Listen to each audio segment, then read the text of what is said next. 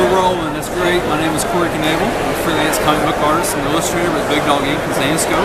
As far as influences are concerned, I'm hugely influenced from Stephanie Sejic from Top Cow fame, as well as Michael Turner. Of course, everybody knows what fame he comes from. He's awesome. But also like Chuck Jones and just standard cartoons and trying to throw that into a mixed bag and come up with something cool. It's kind of like develop my own style there. It's been a lot of fun. All right. Hi, I'm Becca Whitaker. All right. Who are your influences? I'm a pinup artist, and most of my influences are things like Olivia and old school pinups. I really like Betty Page and Adam Warren. He's such a fantastic artist. I'm Erika Swanson. This is my booth. These are the Bellossoms. They're little flowers that bloom in an enchanted tree, travel to places, and have adventures all over. All right, who are your influences? I would say any animation from Batman to Darkwing Duck to Ninja Turtles to Power Rangers, and probably most obviously Sailor Moon was the biggest influence by far in a lot of the magical things that I do. So yeah, Sailor Moon mostly, and then everything else, and comic books, and smushed all together that kind of made this. My real name is Kevin Yan, and I go by Yanimator online.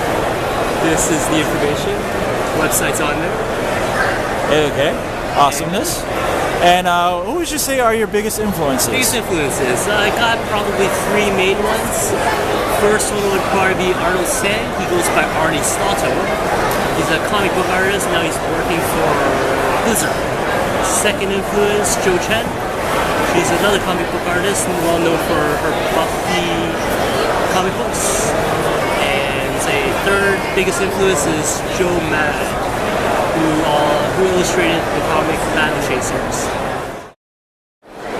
Hi, I'm Brett Hatfield at Brett Hatfield Illustrations, and I do $5 hand-drawn original sketch cards. I'd say my main influences are probably really like Scott Pilgrim, really big fan of Chibi's. One of my favorite comics of all time was Invincible by Robert Kirkman and Brian Otley. And at the end of the first large volume of the book, he did all of his characters in chibi form. And so I thought that was a really cool idea. So I started doing hundreds of them. And now I've done over 2,000 hand-drawn originals, and every Comic-Con I sell out, and every Comic-Con I have to restock them. Hey, my name is Adam Hicks. I'm from New Albany, Indiana, and my influences for art are really Disney animation, like classic Disney animation, classic Warner Brothers type animation.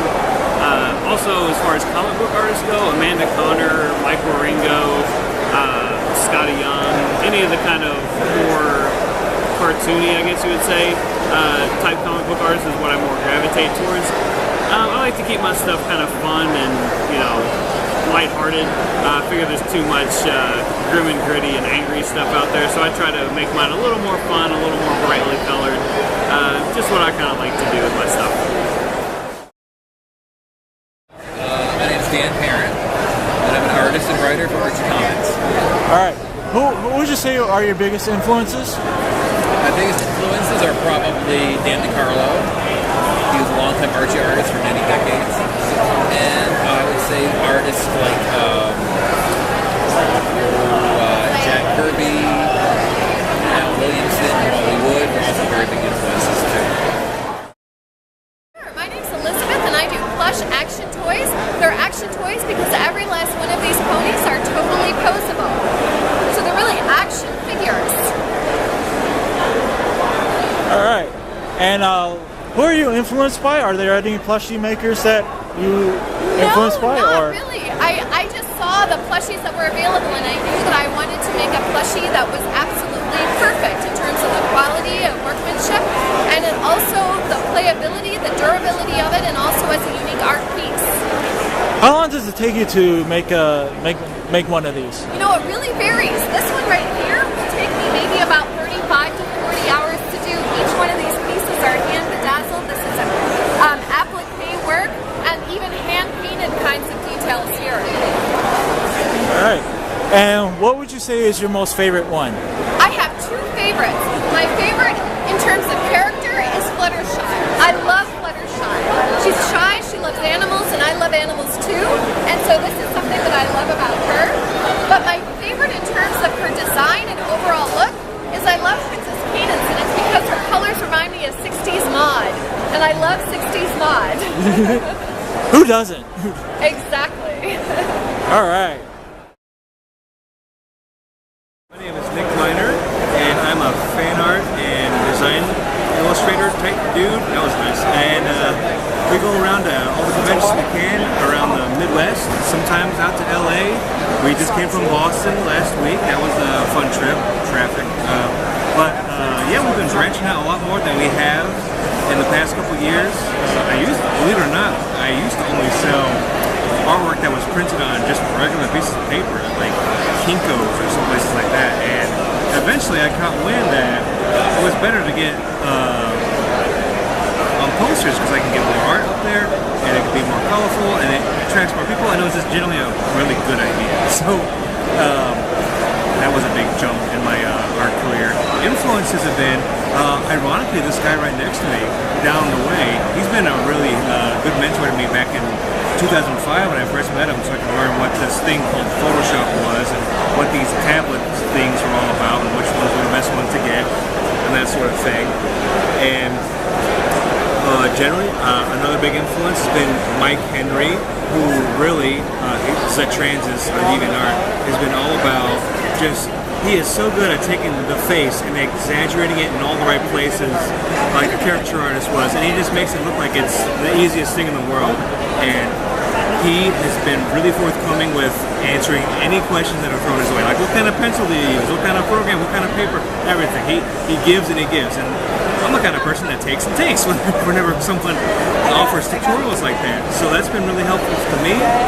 And the business has been really taken off in the past couple years. And I work a day job, you know, in IT, just doing regular IT type stuff, 40 hours a week, and when I come home I try to do what I can on the old art front here, so it's become less freelance, and I would really love to make it full time once we can figure out some things with how to make that work with, you know, still trying to do house payments, maybe figuring out health insurance, that kind of thing, but in the meantime I'm just kind of doing it when I can, as soon as I come in the door at home. So that's my story, and I just feel like